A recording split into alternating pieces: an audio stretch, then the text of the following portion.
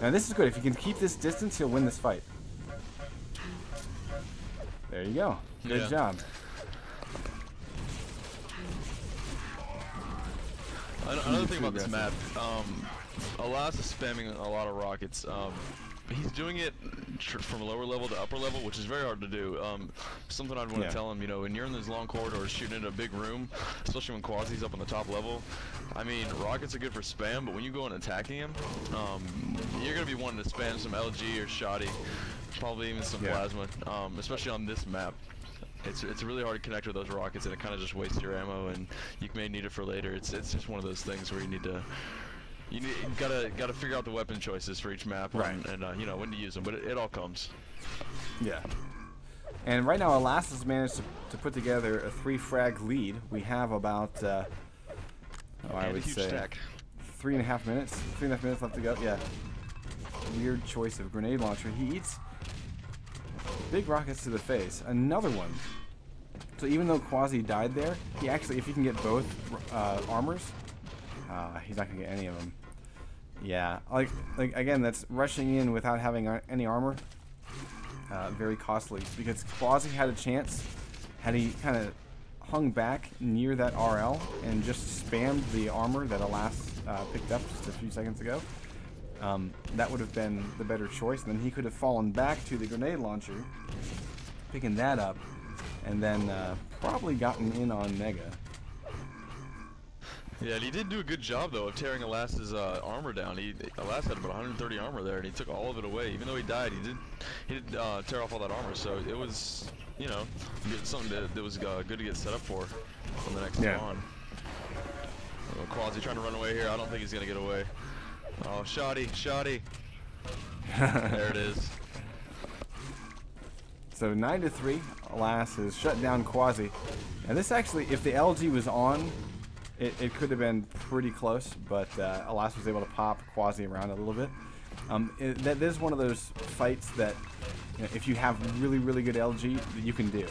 I mean, it's not the best choice in the world, but you know, when you're down by, you know, 7 frags at the time, you might as well, you know, if you've got the LG for it. If you don't, then it's not a good decision.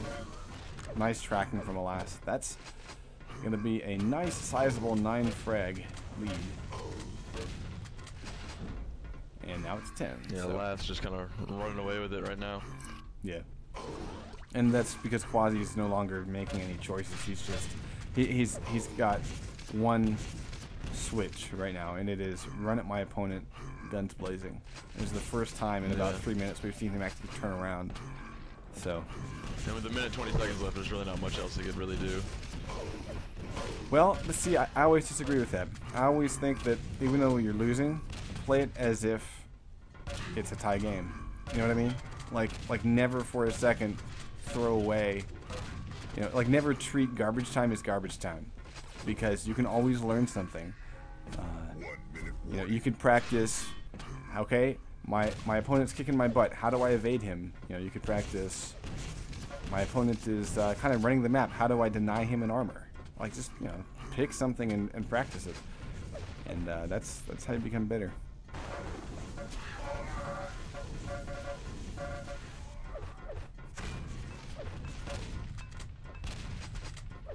Yeah, bad choice of the grenades there from Alas.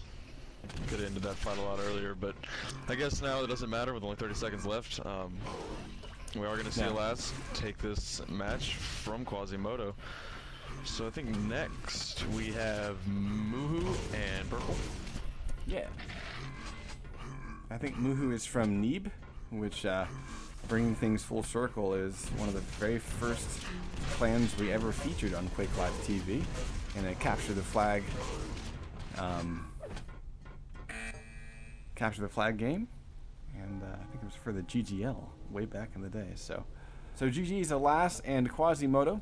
We're going to head off to the next matchup. Alas ended with a 32% accuracy, best weapon of shotgun.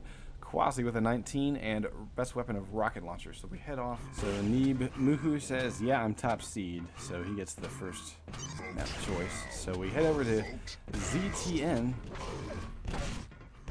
So ZTN, one of my favorite maps. There's an RA, a pair of yellows, a mega. to keep track of. And we're going to watch Muhu out of the gate.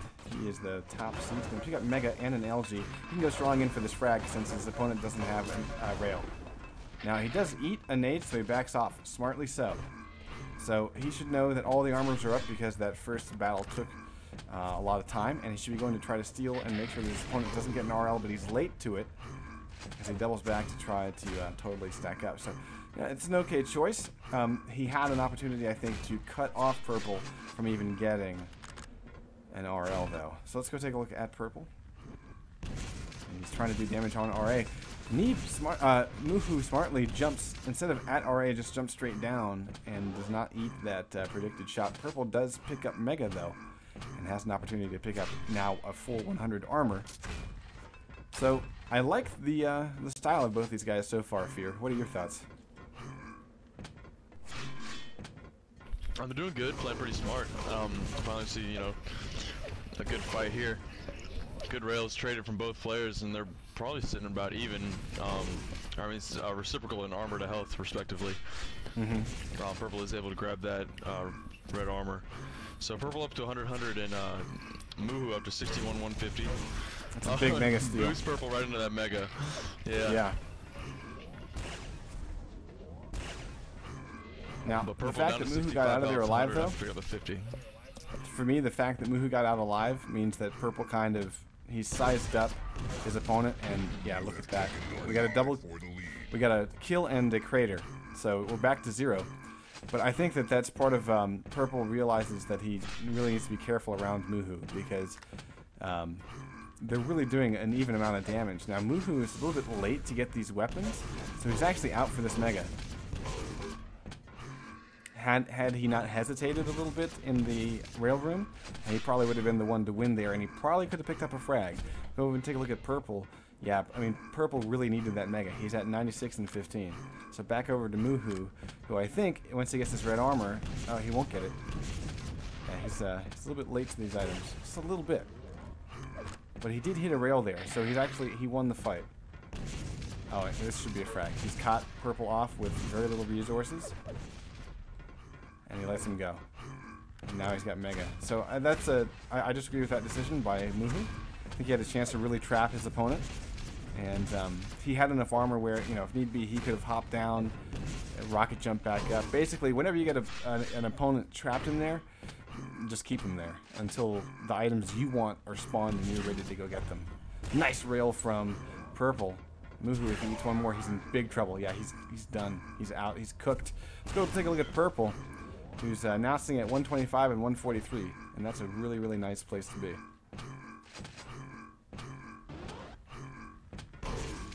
Yeah, Purple grabs that Mega too, so he's completely stacked, and Muhu's just trying to run away. He's got 10 health. But he's doing a really good job of it, though. I mean, he finally gets up a frag, but it took, 3 minutes and 15 seconds. And that's really good awareness by Muhu to draw that out as long as it did. Now, what he needs to focus on now are the yellow armors. He picks up Plasma Yellow. We see that on the respawn timer. Purple does a good job of timing and catching Muhu without any weapons. So, and you can also see how he ran in, he got that first pop of the shotgun, and then he didn't press in. Like, he stayed back. Because he realized that even though he got the drop on Muhu and did get the rocket pop, if he went close range with that shotgun, then he would lose all of his stacks. So really nice choices by Purple so far. I'm liking it a lot.